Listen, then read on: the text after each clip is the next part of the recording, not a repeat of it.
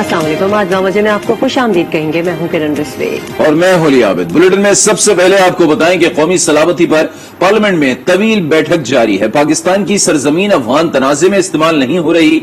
उम्मीद है अफगानिस्तान की सरजमीन भी पाकिस्तान के खिलाफ इस्तेमाल नहीं होगी।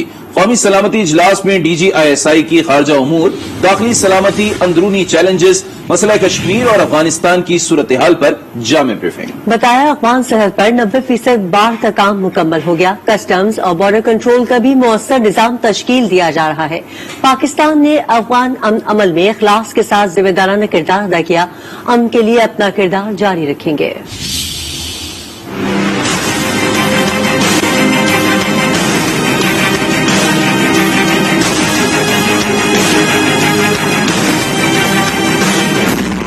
पाकिस्तान आलमी मंजरनामे में कहां खड़ा है? पाकिस्तान को किन खतरात का सामना है? पाकिस्तान खारजी और दाखिली खतरात से कैसे निपटेगा? कौमी सलामती पर पार्लियामेंट में तवील बैठक। अस्करी क़यादत ने सिविल क़यादत को चैलेंजेस से आगाह किया। अहम खारजा उमूर, दाखिली सलामती, अंदरूनी चैलेंजेस, खत्ते में वकूफ़ पजीर तब्दीलियों, खुसूसन तनाज़ कश्मीर और अफगानिस्तान की हालिया सूरत हाल के हवाले से DGISI lieutenant general Faiz Hamid ने पार्लिमानी रहनुमाओं को तफसीली ब्रीफिंग दी। एलामी के मुताबिक शुरका को बताया गया कि पाकिस्तान अफगान अमन के लिए अपना जिम्मेदाराना किरदार जारी रखेगा। पाकिस्तान की सरजमीन अफगानिस्तान में जारी तनाज़े में इस्तेमाल नहीं हो रही और उम्मीद की जाती है कि अफगानिस्तान की सरजमीन भी पाकिस्तान के खिलाफ इस्तेमाल नहीं होगी। सियासी और पार्लिमानी क़यादत ने ब्रीफिंग पर इत्मीनान का इजहार किया और कहा ऐसे इजलास अहम कौमी उमूर पर कौमी इत्तेफाक राय की तश्कील में अहम किरदार अदा करते हैं। आर्मी चीफ ने इन कैमरा इजलास में खुसूसी शिरकत की।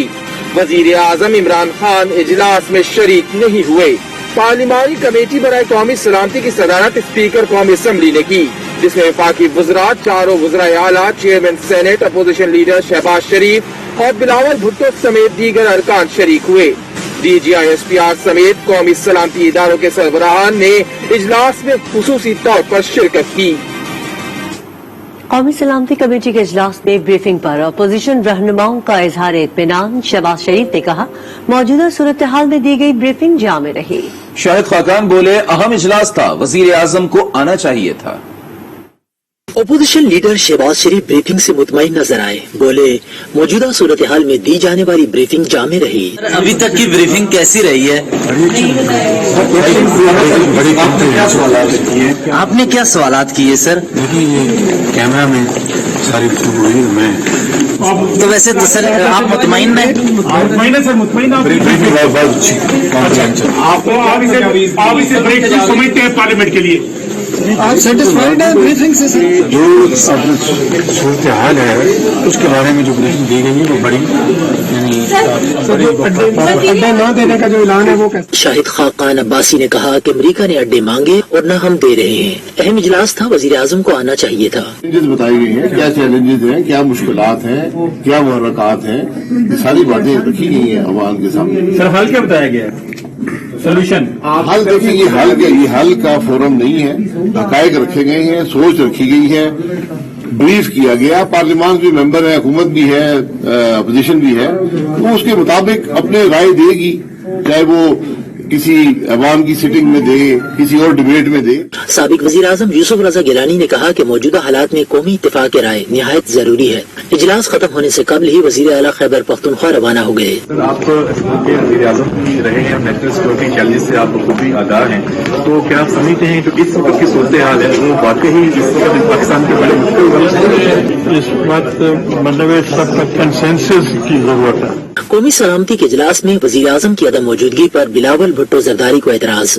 कहा पार्लियामान के कौमी सलामती के इंतहाई अहम इजलास में वजीर आजम की मौजूदगी जरूरी थी। हुकूमती रुकन ने जवाब दिया कि हमें तासुर मिला था कि वजीर आजम की आमद पर अपोजिशन को एतराज है।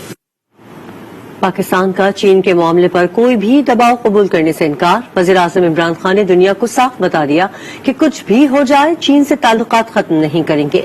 अमेरिका पाकिस्तान से सिर्फ एक मुल्क के इंतखाब की बात करता है, ये मुनासिब नहीं। CPEC का अगला मरहला पाकिस्तान के लिए बहुत अहम है।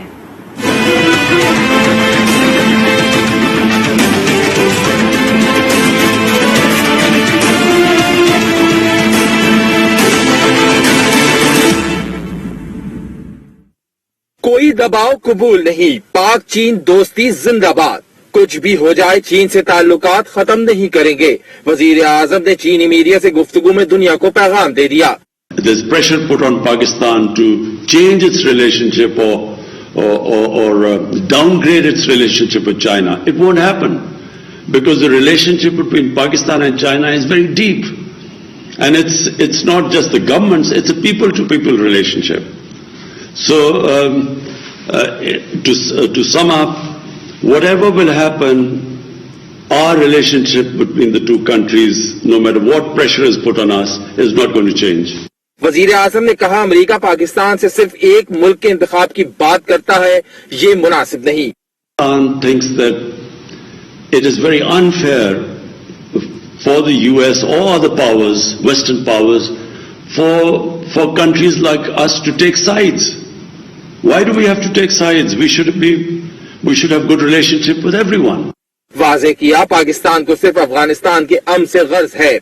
After Afghanistan, the country that will suffer the most is going to be Pakistan. Because, we have a long border with Afghanistan.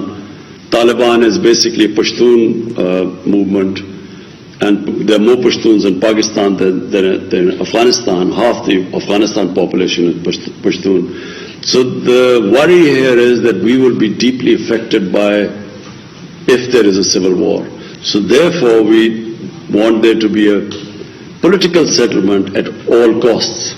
वजीर आजम ने कहा, वो चीनी सदर की करप्शन के खिलाफ जंग से मुतासिर है। कम्युनिस्ट पार्टी के निजाम ने मगरबी जमहूरियत को मात दी। Leaders' achievements speak for themselves, and that's what President Xi Jinping has proved to the world. Anti-corruption drive of President Xi Jinping, and we here in Pakistan are very impressed by the way he has so many high-level officials, ministerial-level people have been held accountable for their corruption. वजीर आजम ने मकबूजा कश्मीर की सूरत हाल पर दुनिया को भी आईना दिखाया। Kashmir is a huge human rights problem. There are about 9 million, 8 million Kashmiris which are basically have been put into an open prison. Until recently, it's a police state where there are extrajudicial killings, there's imprisonment, there's arbitrary arrests and ban on media, and yet there is hardly any adverse comment in the Western media. वजीर आजम का कहना था, CPEC का अगला मरहला पाकिस्तान के लिए बहुत अहम है। पाकिस्तान अफगानिस्तान में फौजी टेक ओवर का हामी नहीं, मुज़ाकरात से ही अफगान मसले का हल तलाश किया जा सकता है। तर्जुमान दफ्तर खारजा की ब्रीफिंग, बोले, अफगानिस्तान मसले का कोई अस्करी हल मुमकिन नहीं। अफगान हुकूमत अपनी जिम्मेदारियां निभाए, फौजी पेशकदमी से फतयाब होने का मुस्बत असर नहीं पड़ेगा। अफगान क़यादत की अमरीकी सदर से मुलाकात अंदरूनी मामला है। तर्जुमान दफ्तर खारजा के मुताबिक पाकिस्तान ने अमरीका के साथ मिलकर अफगान अमन अमल के लिए काम किया। पाकिस्तान 30 लाख अफगान मुहाजिरीन को पनाह दिए हुए है। वज़ीर आज़म इमरान खान ने फूड सिक्योरिटी को बड़ा चैलेंज करार दे दिया। किसान कन्वेंशन से खिताब में कहा, फूड सिक्योरिटी ही असल में नेशनल सिक्योरिटी है। हमें अपने रेगिस्तानों को भी काबिल काश बनाना होगा। इमरान खान ने ज़राई शोबे में इजराइल की तरक्की की भी मिसाल दी। वजीर आजम इमरान खान का किसान कन्वेंशन से खिताब, फूड सिक्योरिटी को नेशनल सिक्योरिटी करार दे दिया। आने वाला वक्त वो नहीं है जो पीछे गुजर चुका है। पाकिस्तान को बड़े नए चैलेंजेस हैं और जो सबसे बड़ा चैलेंज आ रहा है सामने वो है फूड सिक्योरिटी।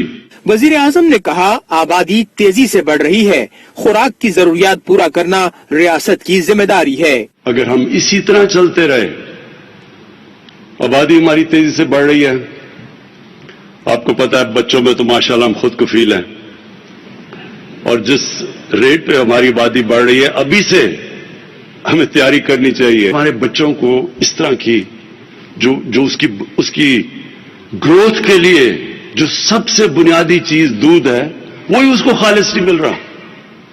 जब हमने सख्ती की तो दूध की कीमत ऊपर चली गई। इमरान खान ने इसराइल की ज़राअत में तरक्की की मिसाल भी दी। हम इसराइल को हम रिकॉग्नाइज नहीं करते क्योंकि वो जो जुल्म किया उन्होंने फलस्तीनियों पे, लेकिन उन्होंने रेगिस्तान के अंदर जो टेक्निक्स इस्तेमाल की है पानी की, जो उसने रेगिस्तान में जिस तरह की चीजें उगाई हैं, तो हमारे पास तो वो इतना इलाका पड़ा हुआ है, क्योंकि वहां इलाका थोड़ा था, बारिश भी नहीं थी, तो उन्होंने अपना ज़हन लड़ा के उसी रेगिस्तान को कहां से कहां पहुंचा दिया। वजीर आजम ने कहा, हम अपने रेगिस्तानों को भी काबिल काश्त बना सकते हैं। स्टोरेज न होने की वजह से सब्जियां और फल जाया होते हैं। चंद सालों में जैतून के तेल के एक्सपोर्टर्स बन जाएंगे। अहम खबर आपको दें कि कोयटा एयरपोर्ट रोड पर डीएचए दफ्तर के करीब धमाका हुआ है, जिसमें मुतादिद अफराद जख्मी हो गए हैं। धमाके से करीबी इमारतों के शीशे भी टूट गए। अपडेट लेंगे आज न्यूज के नुमाइंदे सुहेल अहमद हमारे साथ मौजूद हैं। सुहेल, बताइएगा इस वक्त जाय बकुआ की क्या सूरत हाल है और जख्मियों की हालत कैसी है? जी बिल्कुल इस तरह है कि जाय बकुआ पे इस वक्त सिक्योरिटी फोर्सेस की एक बड़ी तादाद वहां पर मौजूद है, जो कि मौके से शवाहिद इकट्ठे किए जा रहे हैं।